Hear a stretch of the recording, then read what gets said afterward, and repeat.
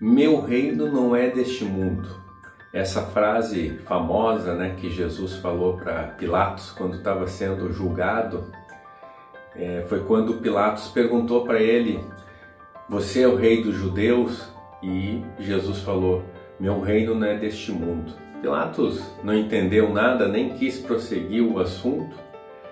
E a gente fica se perguntando, onde é que é o reino de Jesus? Claramente ele falou que o reino dele não é aqui na Terra. Mas onde que é? Será que é em algum dos milhares, bilhões e bilhões de planetas que tem o universo? Será que é no nosso sistema solar, na nossa galáxia? Enfim, aonde que é este reino de Jesus?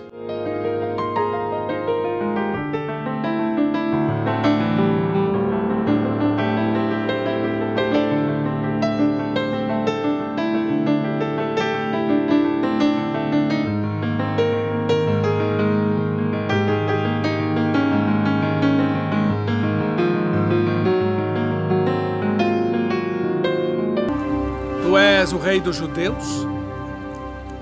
O meu reino não é deste mundo. Se a gente acreditar que Jesus é o ser mais iluminado que já teve na Terra, então o que ele fala, o que ele diz, o pensamento dele é universal, né? Não é de um grupo, de uma religião, é de todos os seres humanos aqui na Terra. Então esse conhecimento que ele nos traz, que ele fala desse mundo, ele deve estar contido nas outras religiões, nas filosofias antigas, né? Nos pensadores, nos profetas. É um pensamento universal. Então eu fui começar a estudar sobre as religiões. E eu fiquei espantado porque, de um modo geral, a maioria das religiões, as maiores religiões que a gente tem, o cristianismo, o islamismo, o judaísmo, hinduísmo, o budismo, muitas religiões indígenas acreditam que a vida continua após a morte do corpo. 90% da população do mundo, a gente está falando aí de talvez mais de 6 bilhões de pessoas, acreditam que a vida continua após a morte do corpo físico. Que nós, né, enquanto alma, que não somos apenas corpo físico. Essa é uma ideia da humanidade. Não somos apenas esse corpo, não somos apenas matéria, nós temos alma. Então, essa alma, após a morte, ela vai para algum lugar. Mas qual o lugar? Nenhuma religião explica direito isso. Não tem um esclarecimento sobre como é que é esse lugar que a gente vai e que a gente vai ficar. Né? Algumas religiões depois acreditam na reencarnação, outras não. Mas todas dizem que a gente vai para esse outro lugar. No Espiritismo, eles falam que este lugar é o mundo espiritual. É o mundo onde a gente permanece mais tempo, que aqui na Terra seria apenas uma passagem, né? Vamos dizer aí os nossos 50, 60, 70, 80, 90, 100 anos, seria apenas uma passagem aqui na Terra. Que o nosso verdadeiro mundo é o mundo espiritual, a verdadeira morada. Ou seja, Jesus estava falando desse mundo espiritual. Esse mundo espiritual que está na maioria das religiões, na grande maioria das pessoas na Terra acreditam nisso. E o Espiritismo, ele revela realmente esse mundo espiritual que Jesus não revelou. As religiões também não têm muito conhecimento sobre isso, mas o Espiritismo, ele revela, detalha esse mundo espiritual, porque justamente os protagonistas, quem falou, quem traz a mensagem para o Espiritismo são os espíritos, são as pessoas que desencarnaram, estão no mundo espiritual e estão conversando, trazendo esse conhecimento do mundo espiritual através dos médiuns, né? Então, a gente tem um canal praticamente direto com o mundo espiritual através dos médiuns. Isso tudo começou com Kardec, né? Não que essas mensagens do mundo espiritual tivessem começado com Kardec, né? O Kardec foi o organizador do pensamento espírita, né? Mas não que essa comunicação tenha começado com Kardec. Essa comunicação com o mundo espiritual existe desde a pré-história, né? Porque o homem, novamente, o homem é espírito, é alma. Então essa alma tem contato com o mundo espiritual, sempre houve isso. Só que o Kardec, o Allan Kardec, né, que foi o organizador da filosofia, dos conhecimentos espíritas, ele conseguiu dar uma lógica nesse pensamento, organizar ele, coisa que nenhuma outra religião, apesar de ter o conhecimento do mundo espiritual, acreditar no mundo espiritual, conseguiu. E como é que ele fez? O método que ele fez é interessante isso, porque assim, ele não acreditou em todas as comunicações espíritas, em todos os espíritos, em todos os médiuns. Isso é importante para a gente entender. A gente não pode acreditar em todas as comunicações, em todos os médiuns. Não é porque um espírito falou através de um médium que é certo, que é verdadeiro. Então, como é que o Kardec fez? Eu vou dar um exemplo. Por exemplo, a gente quer conhecer uma região lá no norte da Rússia. Digamos que não tem internet ainda, que a gente não pode pesquisar na internet. A gente quer conhecer essa região. Como é que a gente faria? A gente começaria a falar com pessoas que conhecem aquela região ou que são daquela região, né? Então, falar com uma pessoa vai dizer, olha, lá a região tem muito gelo, é muito frio, tem um hotel, tem um restaurante assim, as pessoas são assim. Ok, falamos com uma. Mas a gente não tem certeza se é realmente assim. A gente vai falar com uma segunda. A segunda talvez fale as mesmas coisas que a primeira. Opa! Aí a gente já começa a achar que é verdadeiro. Aí falamos com uma terceira pessoa. A terceira pessoa afirma as mesmas coisas. Bom, pessoas diferentes falam a mesma coisa, né? Então a gente sabe que é verdadeiro. E assim foi a pesquisa e a metodologia do Kardec. Ele mandou perguntas, questões para vários médiuns em vários locais do mundo, né, que não se conheciam, e esses médiuns se comunicaram com espíritos e trouxeram respostas. Se essas respostas fossem iguais, ele publicava, né, ele levava em conta. Então assim foi feito o pensamento espírita. Esse pensamento que veio lá da França, isso aí começou lá no século XIX, 1850 mais ou menos, veio para o Brasil e aqui nós tivemos uma grande figura que foi o Chico Xavier, que aliás foi um médium espetacular, coisa que o Allan Kardec não foi, e nos revelou também muito desse mundo espiritual. Nós temos uma série do Chico Xavier chamada No Mundo Maior, o Mundo Espiritual, que ele psicografou, né, 13 livros contando em detalhes sobre o mundo espiritual, né, ditados lá pelo espírito André Luiz. Vocês devem conhecer, o primeiro livro é O Nosso Lar, que virou filme. Então, esse contato com o mundo espiritual no espiritismo é uma coisa muito comum, normal. Isso é uma coisa que a gente conhece bastante. O Chico Xavier também nos trouxe uma consolação maravilhosa, né? Provando que a vida realmente continua através de suas cartas psicografadas, principalmente as cartas psicografadas para as mães. Isso a gente consegue ver em vários documentários, filmes sobre o Chico Xavier. E isso é um lado do Espiritismo que é maravilhoso, que é a consolação, porque uma das grandes dores e perdas das pessoas é quando um ente querido, um pai, uma mãe, um filho, alguém querido parte para o outro mundo, né, para o mundo espiritual. E algumas vezes a pessoa não tem esse conhecimento que a vida continua.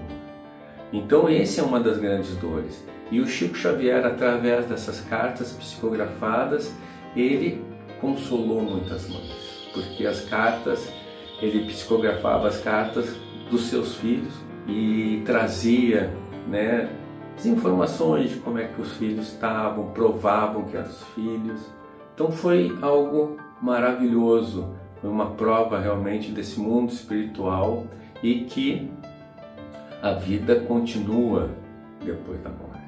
Então esse reino de Jesus que ele fala é o mundo espiritual, que a gente está permanentemente em contato.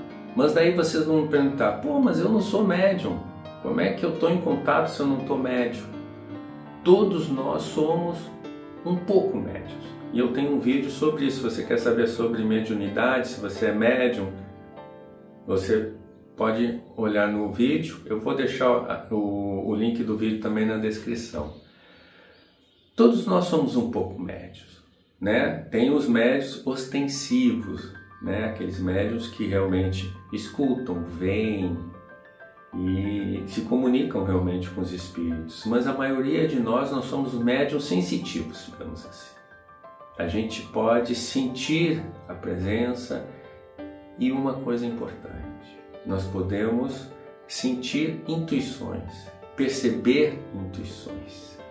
Essa é a maneira que a gente pode se comunicar com o mundo espiritual. As intuições ou inspirações, elas são muito famosas, né? Muito concretas nos artistas, né? Nos músicos, nos pintores, nos escritores. A gente sabe de muitas histórias, né? Escritores que estavam há dias rasgando papel, amassando papel. Antigamente nós tínhamos essa imagem, né, dos escritores amassando papel e jogando os papéis em branco e não conseguia escrever. E dali um pouco vinha uma ideia, uma intuição, uma inspiração, que ele não sabia de onde, ele começava a escrever um livro maravilhoso. A gente tem muito desses casos. A gente tem também muitos casos de cientistas. Os cientistas são um pouco mais materialistas, né? Então, esses casos de cientistas acontecem geralmente de noite, né? Quando a gente está com menos barreiras na nossa mente, e aí os espíritos podem intuir. A gente tem o caso do Mendeleev, por exemplo, que é um caso famoso, né? Até tem livros e documentários sobre o sonho de Mendeleev, né? Que era um químico famoso e que estava há muitos meses tentando organizar os elementos químicos e não conseguia, estava tudo uma bagunça naquela época. E aí ele dormiu e sonhou que os elementos químicos poderiam ser organizados numa tabela de acordo com as suas propriedades.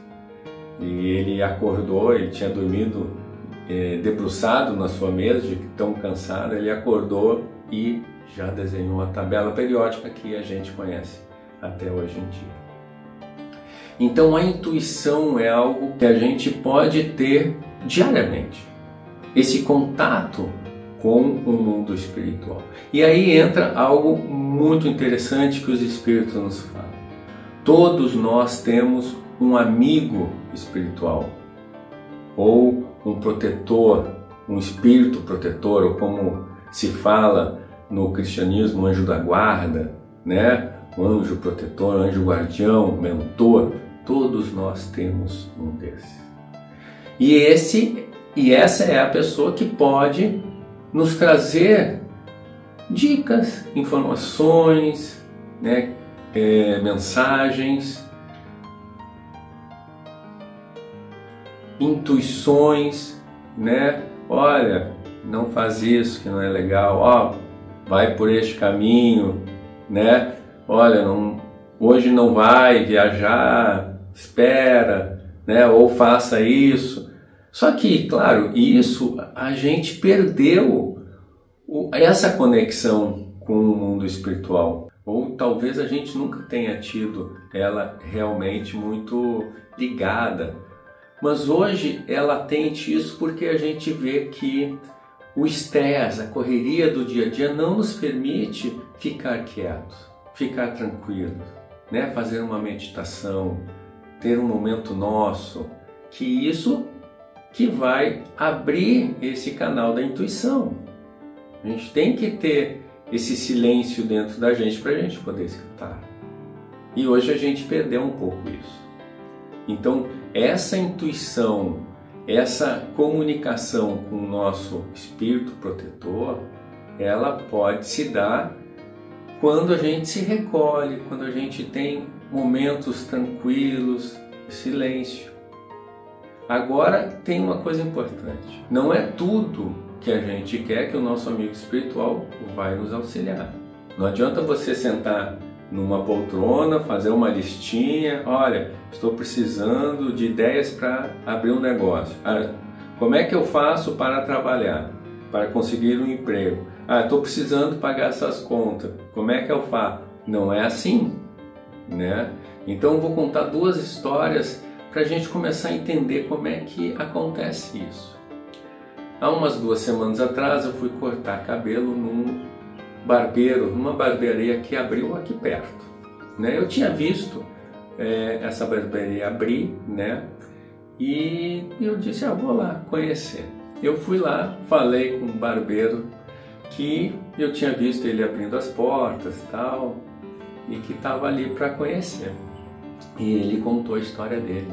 Ele disse que trabalhava ali perto, faz 15 anos numa barbearia como funcionário e foi demitido depois de 15 anos. Nisso ele ficou meio preocupado, né? Tinha comprado carro novo, tem as contas para pagar, mas tudo bem, ele morava muito longe e mais na periferia. E aí voltou para casa, tentou encontrar algum trabalho ali onde ele morava, mas recebia muito pouco, né? Não dava para pagar as contas. E a esposa dele nisso ficou muito preocupada, né? As contas se acumulando. E um dia ele acordou de manhã e quis fazer um café da manhã para a esposa dele, era um domingo. E ele falando, foi muito engraçado, ele falando, eu preparei o café da manhã, chamei ela e ela já me deu um esporro, me puteou, porque como é que eu poderia estar fazendo aquilo com tanta coisa, com tantas contas atrasadas?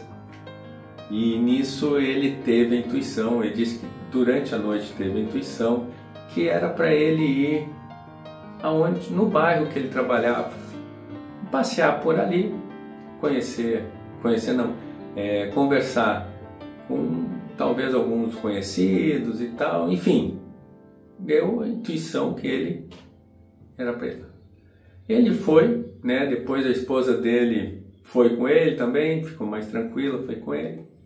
E quando ele estava passando pela rua principal desse bairro, ele viu um senhor, né, limpando e pintando uma loja localizada na rua principal. E ele, vou lá falar com ele. Então, e era o dono do imóvel. O imóvel tinha recém sido desocupado e ele, conversando com o senhor, conseguiu alugar o imóvel, coisa que é muito difícil nesse bairro, na rua principal. Então foi realmente aquele dia, porque talvez no outro dia, na segunda, já tivesse alugado. Então vejam, isso é algo da intuição, né? Você perceber que tem uma coisa para você fazer, perceber alguma mensagem que está sendo ditada para você, né? Não é uma voz, né? Através do pensamento. Mas tem outra história que eu gostaria de falar que ilustra também muito bem como é que a intuição age. Tem um homem que está no deserto, perdido, e isso acontece algumas vezes. Ele está perdido já faz 2 dias. A água dele acabou, a comida que ele tinha acabou também, e ele está entrando no desespero. porque não é fácil aguentar aquele sol de 40 graus. E ele caminhando naquelas dunas e não via nada, o corpo começou a sentir muito calor, a falta d'água, e dali um pouco ele cai. Ele cai e aí começa a rezar, a pedir para o seu anjo protetor, pedir para Deus, para Jesus, pede para todos os anjos protetores da família, achando que iria um anjo pegar ele e carregar. Mas isso não acontece. E ele fica muito triste, achando que vai morrer ali. E aí ele ouve uma voz que diz: olha, vai até o alto daquela duna. E ele, conversando consigo mesmo, diz: mas eu não tenho mais condições, eu não tenho mais forças, eu vou morrer aqui, não tem mais jeito. E a voz diz: vai até o cume daquela duna. E ele disse: ok, eu vou tentar ir, e foi se arrastando, até que chegou no cume da duna, e do outro lado estava um oásis, né? Tinha um vilarejo ali, um vilarejo com água.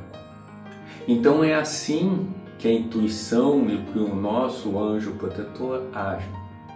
Ele age através de pensamentos. Ele não vai te carregar, ele não vai te trazer as coisas prontas, mas ele vai te auxiliar através de pensamentos com ideias positivas que você pode colocar em prática.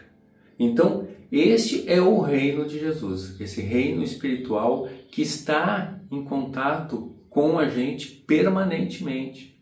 A gente pode sentir ele mesmo não sendo médio ostensivo. Então cabe a nós poder fazer essa conexão com a espiritualidade.